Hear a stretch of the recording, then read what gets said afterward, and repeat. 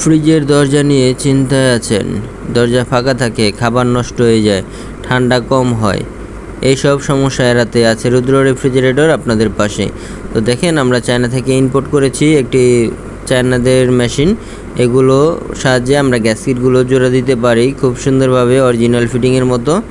তো দেখেন আমাদের কাজগুলো, ডাইসের ভিতরে আমরা গ্যাসকিটটি ঢুকিয়ে দিলাম এবং হিটারটি গরম করে আমরা গ্যাসকিটের সাইজটি কেটে নিব। দেখেন এখানে বাড়তি অংশ আছে কিছুটা, আমরা হিটারটি গরম করছি। হিটারটি গরম হলে আমরা কিন্তু গ্যাসকিটটি কেটে নিব। তো গ্যাসকিটটি কিন্তু এখনও হিটারটি গরম হয় নাই, গ্যাসকিটটি কাটতেছে না।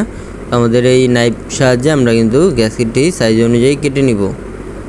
তো ভিডিওটি মনোযোগ দিয়ে দেখবেন, এবং যারা ঢাকার মধ্যে এই গ্যাসকিটগুলো অর্ডার করতে চাচ্ছেন আমাদের সাথে যোগাযোগ করবেন। ঢাকার বাইরে কুরিয়ারের মাধ্যমে নিতে চাইলেও নিতে পারবেন, আগে পে করতে হবে, এরপরে আমরা গ্যাসকিটটি তৈরি করে আপনাদেরকে দেব।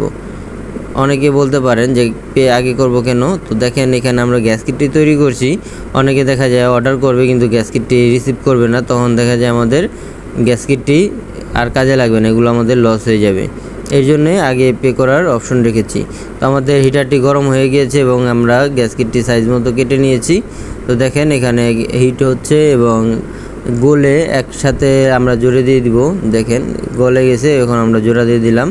তো এইভাবে আমাদের গ্যাসকিটটি তৈরি হয়। দেখেন আমরা নাটটি খুলে নিব এবং গ্যাসকিটটি ডাইসের থেকে বের করে নিব।